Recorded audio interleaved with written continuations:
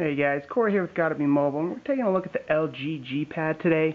Now this is an 8.3-inch tablet that's been available for a little while now, but now that Newegg and a bunch of other places and Best Buy have this for a Cyber Monday deal, we figured we'd take a second look at it and let you guys all check it out. So this will just be a quick hands-on and unboxing, not a lot to it. This is an 8.3-inch tablet that is pretty impressive specs all around, only for $349.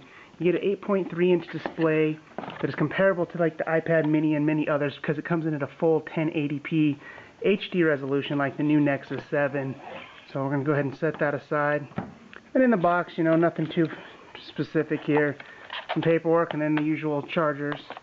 And we've been kind of using it for a few days here. So there's nothing fancy to it. It's kind of a box and charger and paperwork. So we're going to go ahead and set that aside and get to the main deal here, which is the tablet itself.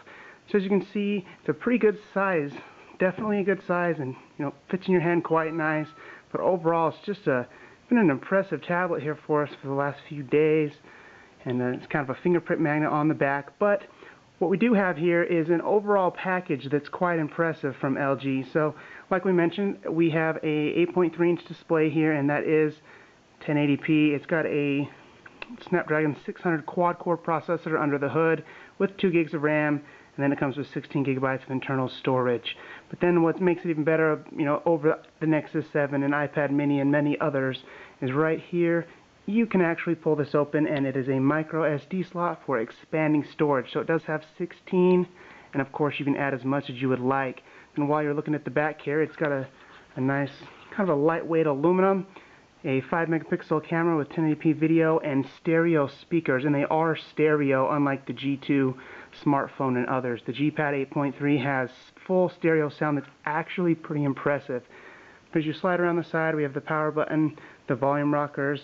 Down below is the USB port for charging and syncing, a little microphone, and then nothing on this side. And as we rotate back to the front here, where the micro SD slot was, we also have an infrared blaster to use this as a remote, and LG's Quick Remote app works wonderfully, and then of course the 3.5mm headphone jack.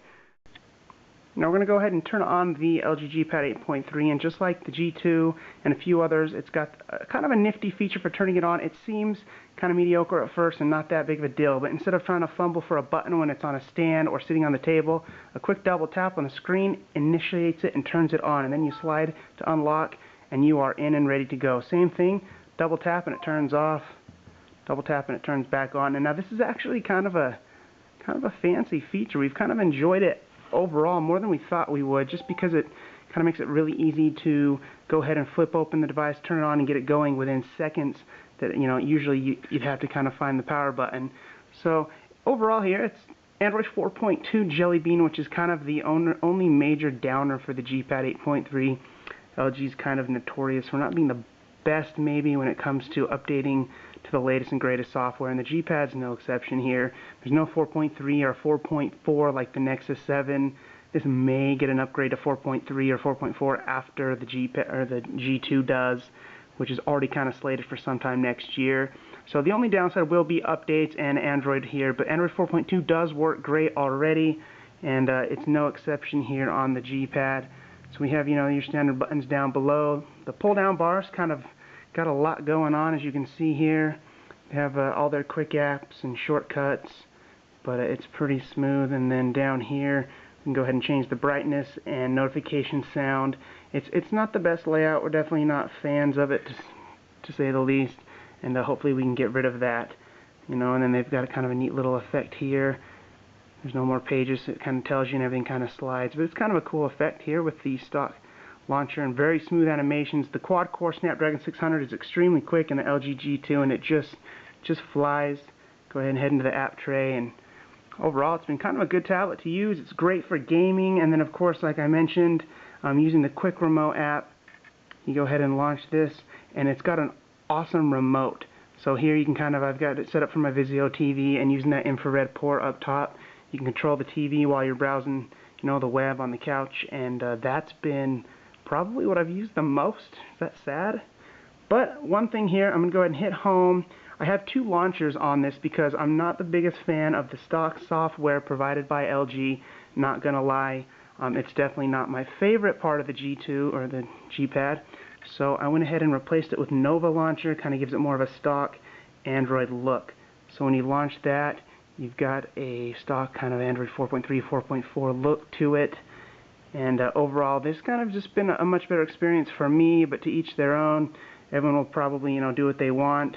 And of course, the notification bar doesn't change, but the app tray changes and is more kind of in line with what we're used to with some of the stock Android devices. But if you want to go back to that regular launcher, it's just a button away, and this is how it comes out of the box by LG. Obviously, I've added a couple apps and games and notifications and different things, but overall it's been kind of a great experience. Go ahead and head into settings. The main settings might be more helpful. Right here, this settings button is only for the volume, and it's actually a tiny little button down here to get into your main settings page, which is just an awful way to do it, LG. That needs to be fixed. But it's got a nice kind of double pane view here.